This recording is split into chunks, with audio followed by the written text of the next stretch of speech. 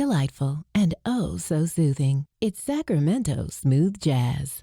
Welcome back to Sacramento Smooth Jazz. Michael Andrews here, and as promised, we have San Francisco Bay Area saxophonist and music educator, Greg Chambers. He's with us today. How are you, Greg? I'm doing great. How are you, Michael? Oh, fantastic, fantastic. I've been looking forward to our conversation and sharing this with our listeners. And if you don't know who Greg Chambers is, let me just give you a little taste.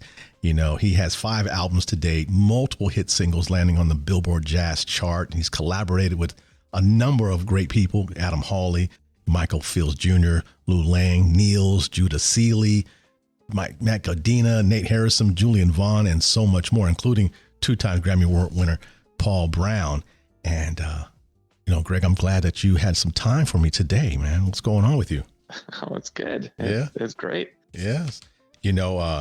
Let the people know, man, first of all, how did you get started with saxophone? Oh, man. So I actually come from a musical family. Both my parents had majored in music and are woodwind players. So my mom is a flute player. And my dad is a clarinet and saxophone player. So, for me growing up, when I got to 5th grade, it wasn't like, hey, are you going to join the band or whatever? It was just like, okay, what instrument are you going to play? I kind of got my start, just in the school band. Played all the way through high school, and then decided, somewhere like kind of early high school, that I really loved playing music. It was something that I was kind of good at, and had some really great opportunities to play in honor bands, play with some orchestras, and actually a lot of my early first part of my life, I was very much a classical saxophone player, and we could talk about that later too.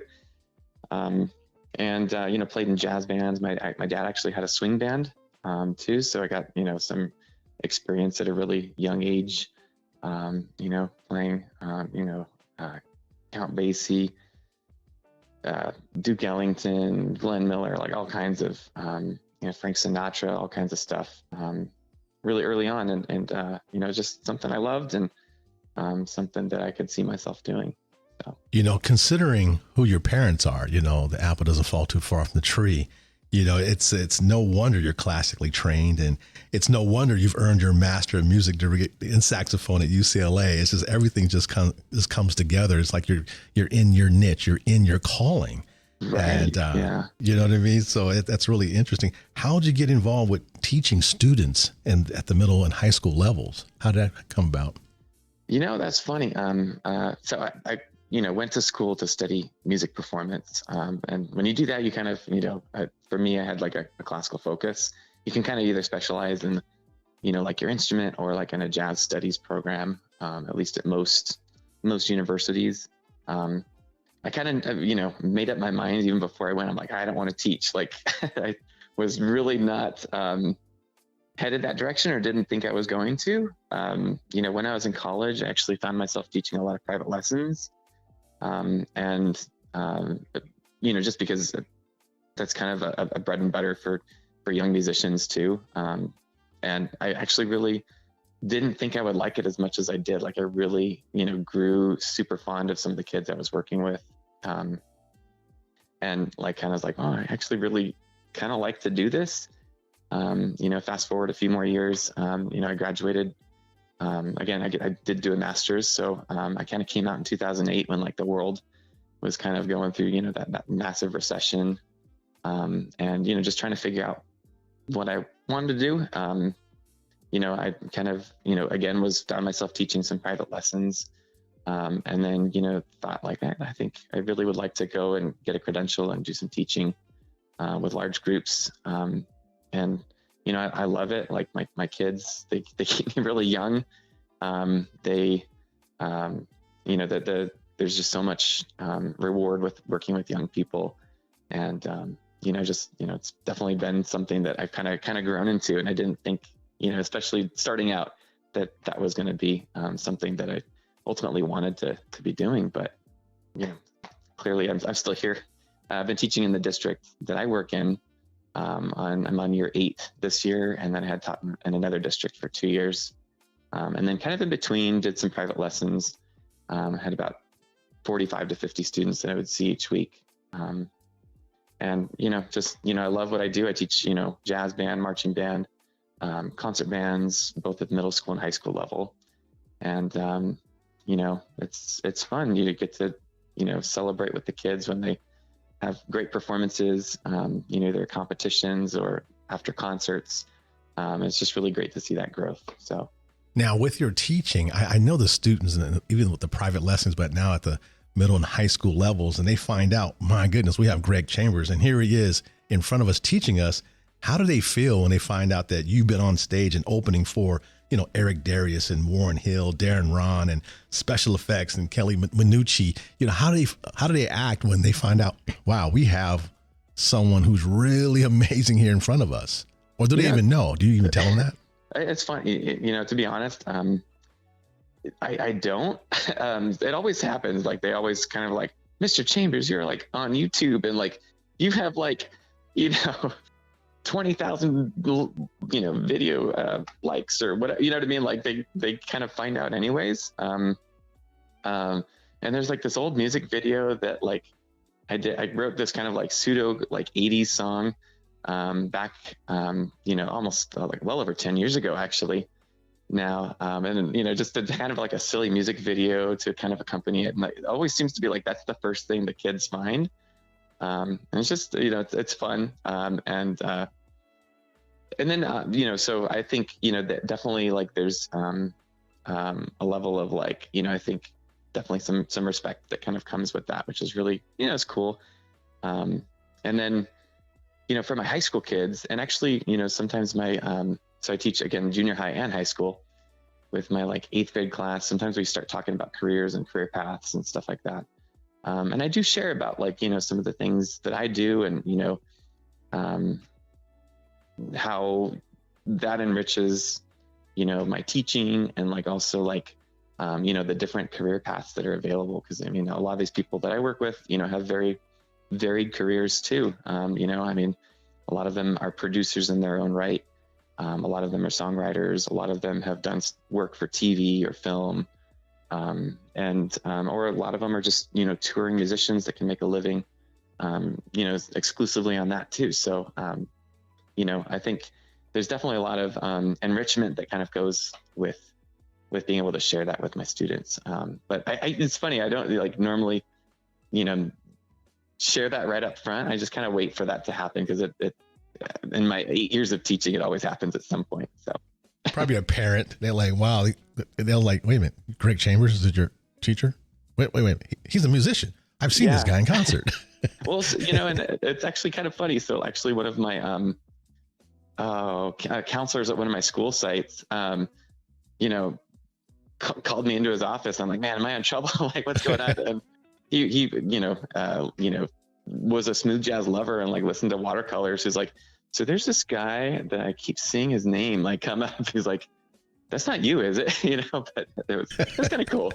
Right. No doubt. Yeah. But well, folks, if you just tuned in, this is Michael Andrews. You're listening to me have a conversation with saxophonist Greg Chambers. And we're just having a conversation talking about, some things as his experience teaching. He's teaching at the middle and high school levels and things of that nature. But tell me something, Greg, of the various, performances you've done, has anything ever stood out to you, like a notable experience that you're like, wow, I'll never forget this one? Obviously I'm looking for the good ones, but has anything stood out like, wow, what a great experience with a particular musician or producer? It's interesting. All these people that I end up working with, there's certain things that they all do that are very similar. And then sometimes things that they do that are super unique to them, which is really cool. Not the last album that I put out, but the second to last one, A New Day. I did do a lot of the recording for that in Paul Brown's studio. And I just, I think, he kind of cut his teeth. He was Al Jarreau's sound engineer, obviously. And then, kind of was working very closely with Bobby Caldwell, many years ago. And also Luther Vandross. And so like, just kind of being around him and like, kind of being able to soak up like his knowledge and expertise of like how to produce, a really quality record. And it's just like being able to like, and seeing like, and of course he produced all the Boney James stuff, on Warner Brothers, like, back in the early to mid 90s, and seeing like all those, platinum records or gold records, like lining his studio was, really cool. For me, like, I was like, wow, it's neat to just be reminded, like I'm kind of in the presence of someone who really just, is great at what he does. And, is kind of humbling at the same time, just like to be there and know that he's kind of taking a chance on you, which is kind of cool too. It's amazing how we remember the certain experiences and get in awe. We have these awe moments, these moments where we just soak it in. Mm-hmm. And it sounds like you're definitely doing that overall. And so, what keeps you busy overall besides the teaching? Are you working on any? I know you just released, you have your latest mm-hmm. project. Are there anything you're doing right now? I understand you're doing some writing.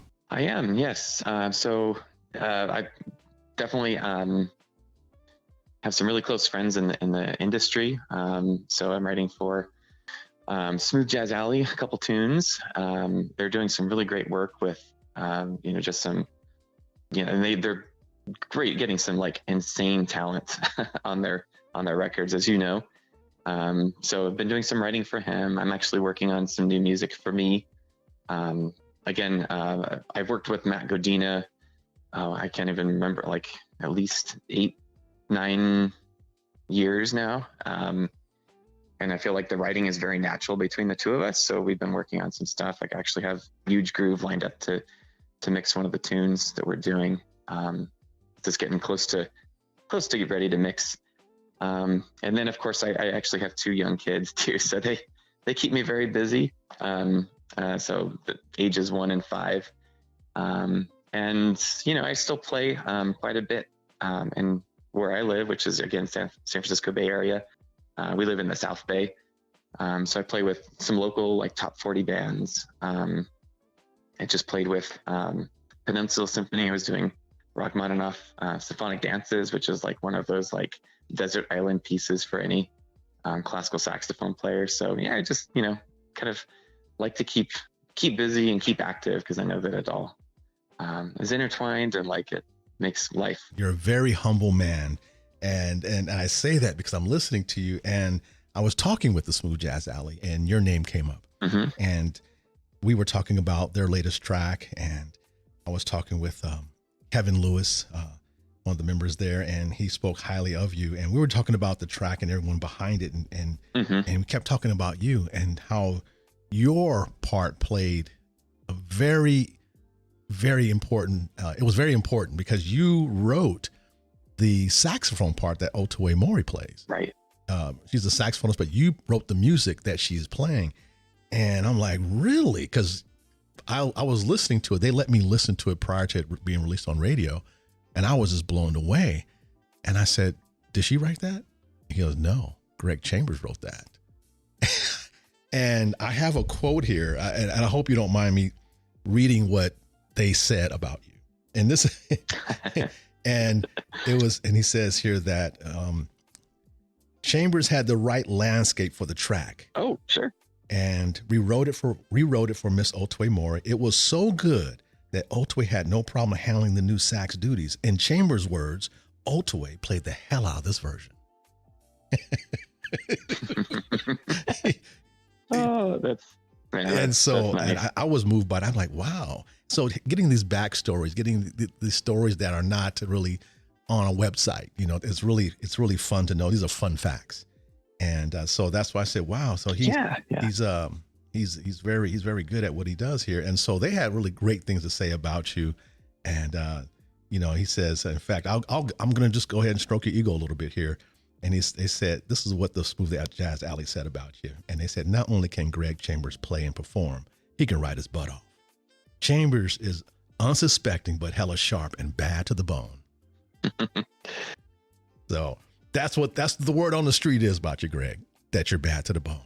And your play definitely is such, because listening to your latest album, No Looking Back, I listened to the whole thing several times. I played a number of these tracks, and I always wonder what songs, when I'm listening to certain songs, what inspired a song? What were they going through? What were they thinking about? What were they venting? Were they just, whatever the case may be, what was the experience behind creating this track? And so I always wonder, is there anything in particular about this project when looking at these songs here? Is there any one particular song that really gets to you that say, I was thinking about this. I was thinking about, my children or whatever. You want to share anything? I know I'm kind of putting you on the spot, but I'm just thinking out loud here. Oh yeah. On this last one, it's funny because like a lot of the writing process can be very, I've kind of gone through like lots of different types of like collaboration, I guess if you want to call it that. Like sometimes like I'll come up with an idea, lay down, scratch tracks, so essentially like kind of a harmonic foundation for the tune, like melodic lines, whatever. This time around actually was really kind of reaching out to all these people who do a lot of production already, and just kind of saying, hey, what do you have that you've already kind of like thrown some ideas together, but that that you're not using for your project. So this was my first time working with Judah Seeley, who's out of New York. I think he's in the like Rochester area. And I heard just a snippet of it. I'm like, man, I just feel super connected to this track already. And it's one of those things where like you hear it and you're like, I can just hear all the parts, and essentially what ended up happening on the record, I think I wrote in 15 minutes, maybe. It's just one of those things that like you hear it, like it just fits, and like you kind of know what you're going to do throughout the whole tune. And I think the messaging for me was really powerful for that tune. Had two kind of working titles, but I ended up going with No Looking Back, largely because we had a kind of a major tragedy in our lives happen kind of during COVID.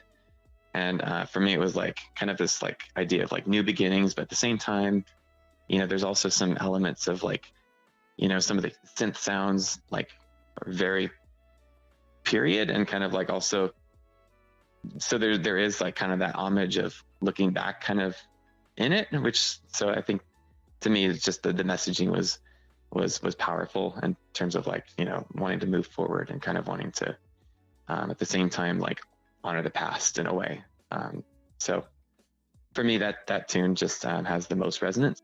And I enjoyed working with Judah on that track because, again, I actually had never met him in person. We just talked over the phone, kind of messaged back and forth a lot. But even still haven't met him in person just because of the great distance between where we live. Yeah. So on that track, that track is on your latest album, and that's the second track there, No Looking Back. Written by you and Judah Seeley. Okay. In fact, I think that as we close, I'm going to maybe end with that, where we'll let people hear that one as well. Is there any, besides your website, people can find out a lot more about you by going to gregchambersmusic.com. That's gregchambersmusic.com. Are you on any social media platforms that people can find you on, or do you spend time there at all? Absolutely.